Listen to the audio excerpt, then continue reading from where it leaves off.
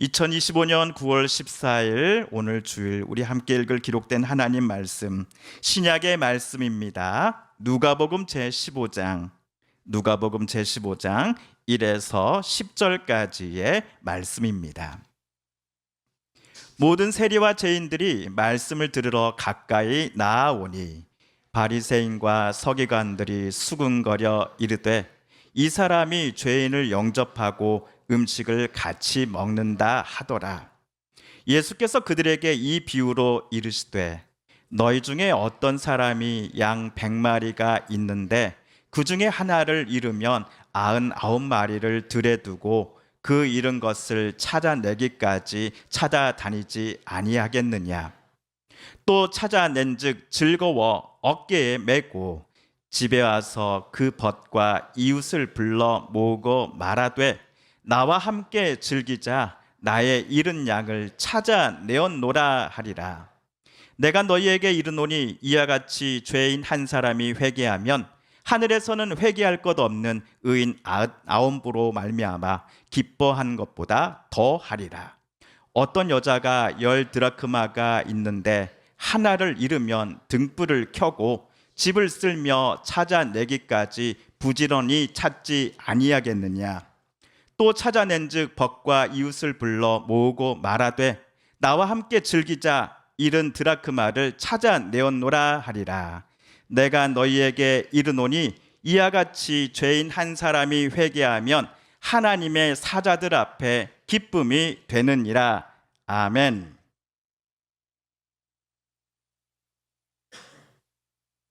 2020년과 23년 서점가에서 가장 눈에 띄던 책 가운데 하나는 아마도 이 불편한 편의점이라는 책일 것입니다. 이 책 제목을 들으셨거나 이미 읽어보신 분도 계시겠지요. 자, 편의점은 편리하다 편, 이롭다 리, 가게점이라고 하는 세 한자가 합쳐진 말입니다. 한자 그대로 풀어 써보면 편리한 가게라는 뜻이지요. 그런데 책 제목에는 편리한 가게라는 뜻을 가진 편의점 앞에 불편한이라는 말이 덧붙여 있습니다. 그렇다면 이 책을 쓴 작가가 불편한 편의점이라는 약간의 생뚱맞은 제목을 통해서 독자들에게 말하고 싶었던 이야기는 과연 무엇이었을까요? 이 책의 무대는 서울 청파동 골목 안에 자리 잡은 작은 편의점입니다. 다른 편의점에 비해 이 편의점은 공간이 넓지 않았습니다. 사람의 왕래가 드문 골목에 자리 잡고 있었습니다. 또한 편의점 안에 진열된 물품도 다른 유명 편의점에 비해 매우 적었습니다. 안 그래도 여러모로 불편했던 이 편의점에 설상가상으로 노숙자 출신의 독고시라는 사람이 야간 아르바이트로 들어옵니다. 그리하여 이곳은 더더욱 불편한 편의점이 되어가는 듯 보였습니다. 편의점의 기존 직원들과 단골 손님들은 이 덩치 크고 냄새나며 말 더듬는 노숙자 출신의 독고시를 불편하게 바라보았습니다. 그런데 이 편의점에서 놀라운 일이 벌어집니다. 편의점에 찾아오는 청년, 어머니, 직장인, 노인들 그리고 기존의 편의점 직원들이 이 노숙자 출신의 독고시와 대화를 나누며 위로와 용기를 얻어갔기 때문이었습니다.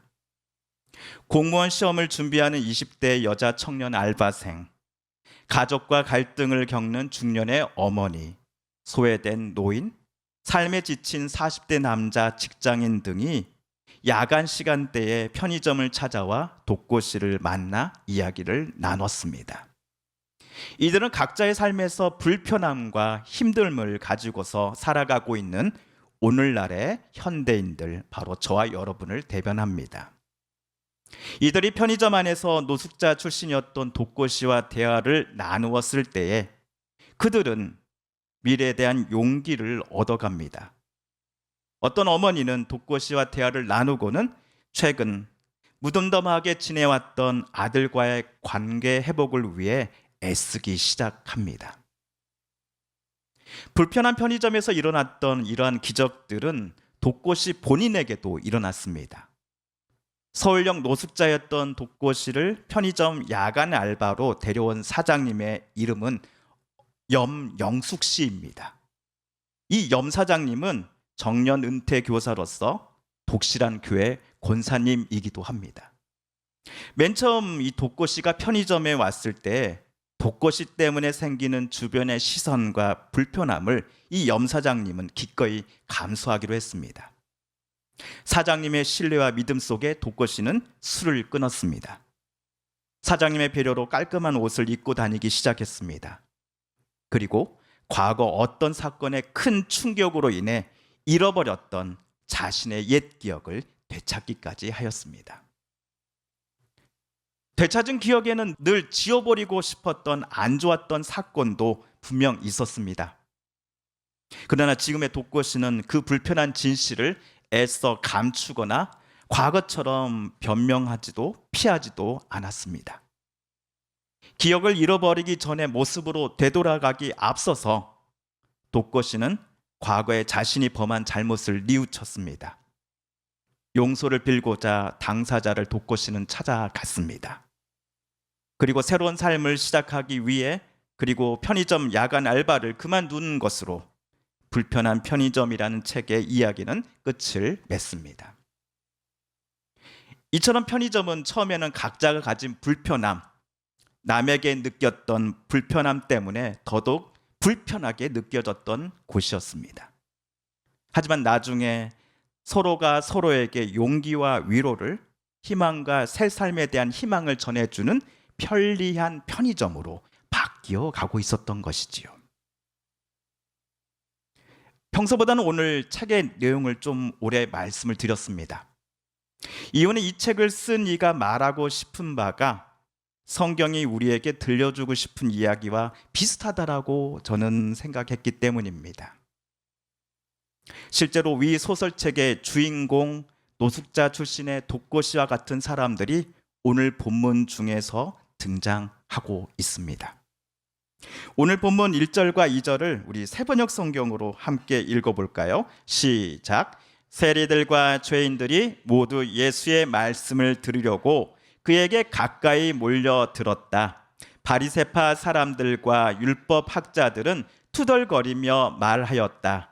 이 사람들이 죄인들을 맞아들이고 그들과 함께 음식을 먹는구나. 지금으로부터 약 2000년 전인 주 30년경 예수님은 팔레스타인 땅에서 태어나고 자라온 유대인이었습니다.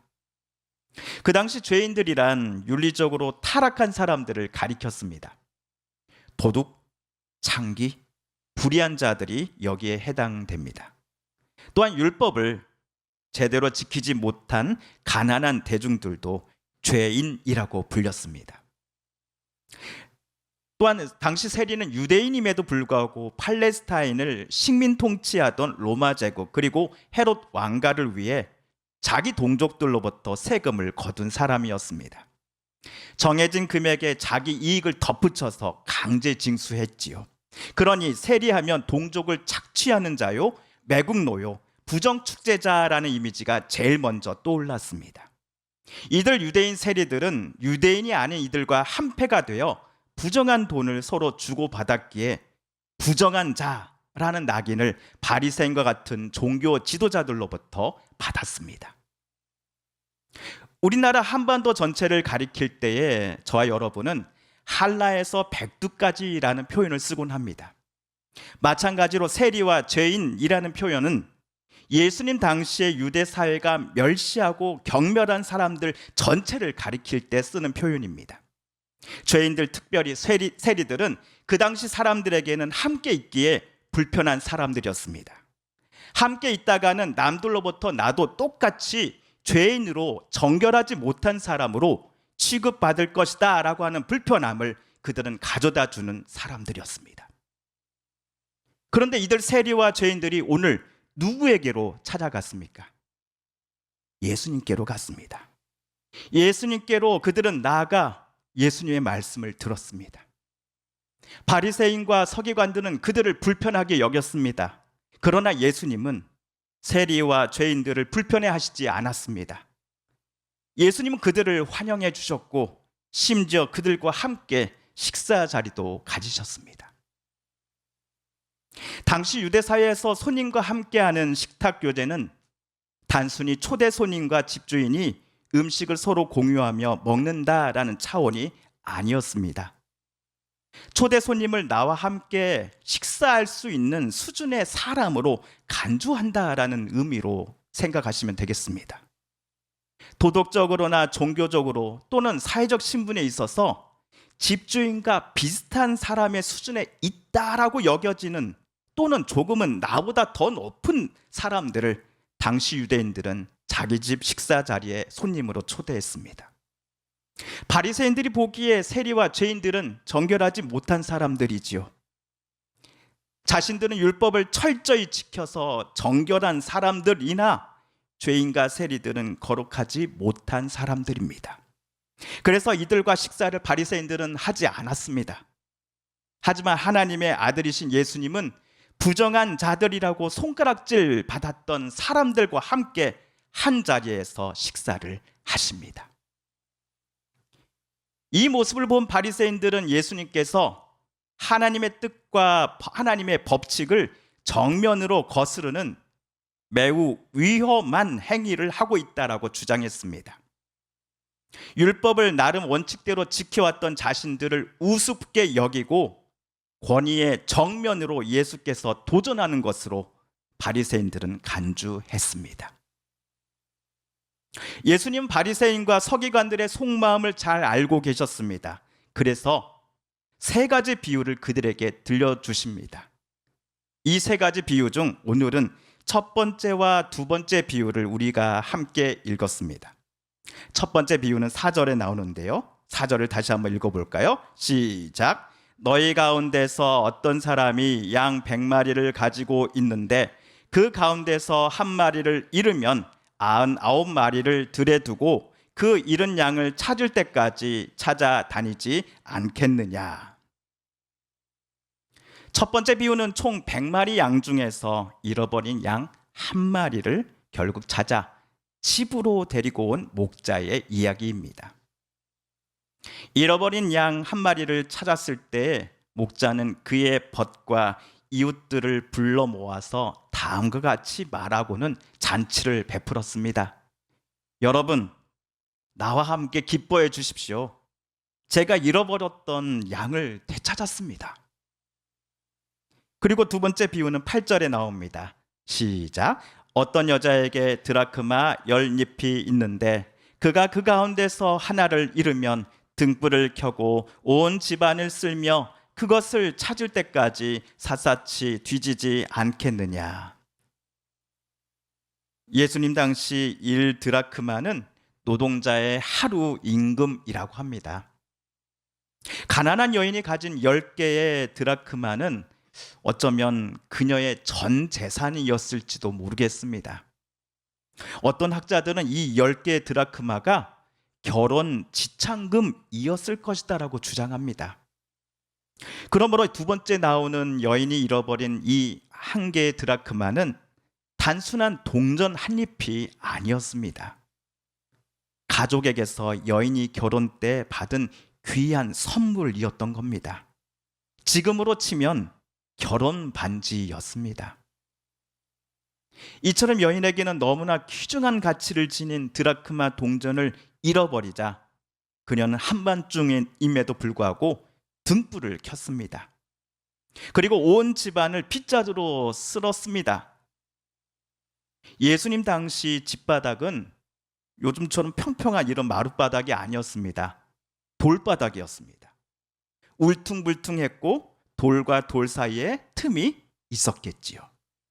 만약 이 돌틈 사이에 동전이 빠졌다면 빗자루로 쓸어 나갈 때에 동전과 돌이 부딪혀 소리가 날 것입니다.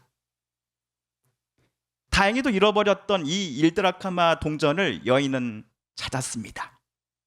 첫 번째 비유에서 목자가 잃어버린 양 한 마리를 찾았을 때처럼 두 번째 비유에서도 10드라크마 중 잃어버린 1드라크마를 발견한 여인은 벗과 이웃을 자기 집으로 초대했습니다. 잃어버린 드라크마를 되찾은 기쁨을 여인은 초대한 손님들과 함께 즐기고자 했습니다. 우리 여기서 7절과 10절을 함께 다시 한번 읽어볼까요? 시작. 내가 너희에게 말한다. 이와 같이 하늘에서는 회개할 필요가 없는 의인 99보다 회개하는 죄인 한 사람을 두고 더 기뻐할 것이다. 내가 너희에게 말한다. 이와 같이 회개하는 죄인 한 사람을 두고 하나님의 천사들이 기뻐할 것이다. 아멘. 7절과 10절은 각각 첫 번째 그리고 두 번째 비유 끝에 나오는 결론부로서 이 비유에 대한 예수님의 해설이라고 보셔도 무방합니다. 7절과 10절의 내용과 주제는 똑같습니다. 그 당시 사람들에게 불편했던 사람 또는 죄인으로 낙인 찍혔던 어떤 사람이 회개하는 사건은 하나님과 하나님의 사자들에게 큰 기쁨이 된다라는 교훈을 두 비유를 통해 예수님은 들려주고자 하셨습니다. 바리새인과 서기관들이 그토록 불편해했던 죄인과 세리들을 하나님은 찾고자 하십니다. 그들을 찾았을 때에, 그들이 하나님께로 되돌아왔을 때에 하나님은 너무나 행복한 미소를 지으실 것이다라고 예수님은 가르쳐 주셨습니다.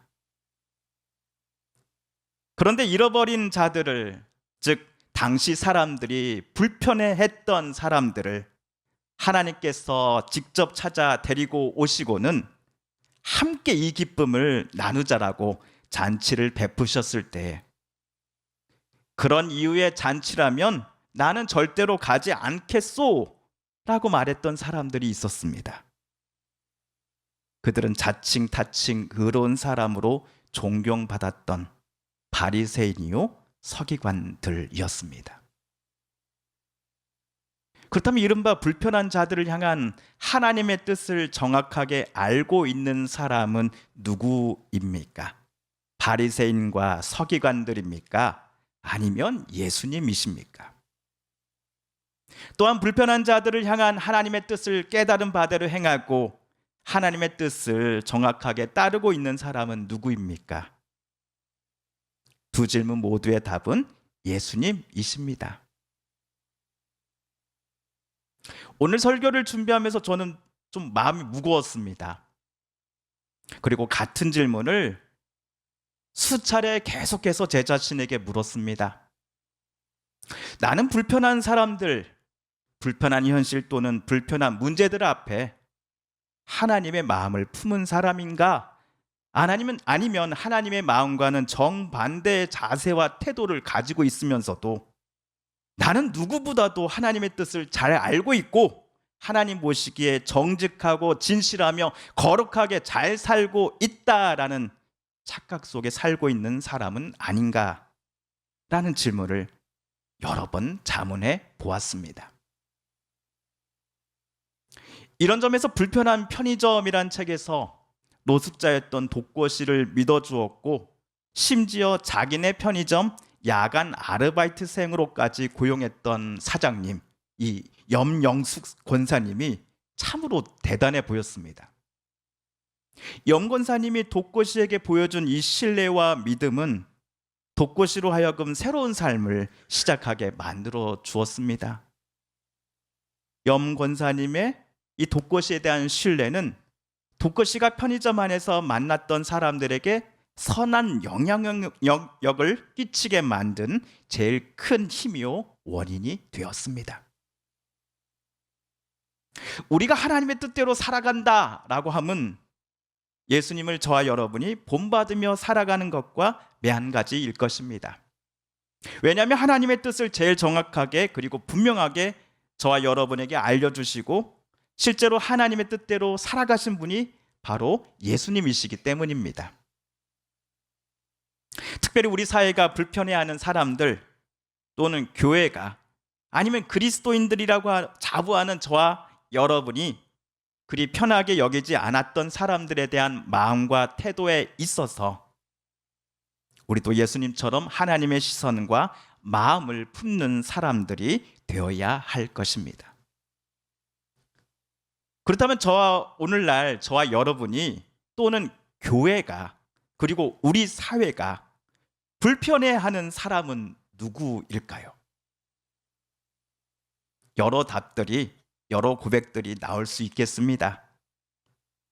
단순하게 대답해 보자면 내 기준과 다르다고 느껴지는 모든 사람들을 우리는 그동안 나에게 불편한 사람으로 간주해 왔을 것입니다.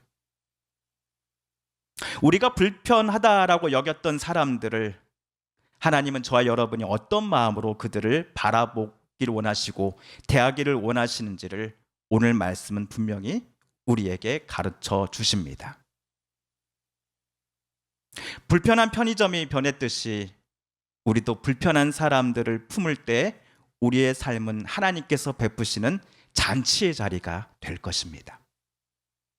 성도들이 예수님의 제자로 살아간다, 예수님의 뒤를 뒤따라간다 함의 의미도 마찬가지일 것입니다. 예수님께서 당신의 삶을 통해 우리에게 가르쳐 주신 하나님 아버지의 마음과 뜻을 저와 여러분의 마음에 새길 뿐만 아니라 그러한 예수님을 본받아 따라 생각하고 말하며 행동하는 것이야말로 우리가 예수를 진정으로 따라가며 예수의 제자로서 살아가는 것이기 때문일 것입니다. 그렇다면 불편한 사람을 사랑으로 품으신 예수님을 닮아가는 제자가 되겠습니다라고 저와 여러분 이 아침 우리 함께 다짐해 보시지 않으시겠습니까? 함께 기도하겠습니다. TV CF, 라디오 CM, 선거 홍보 영상, 기업 홍보 및 기록 영화를 전문으로 기획, 촬영하여 제작하는 산여울 기획은 1등 제품을 2등 가격으로 공급합니다. 산여울 기획.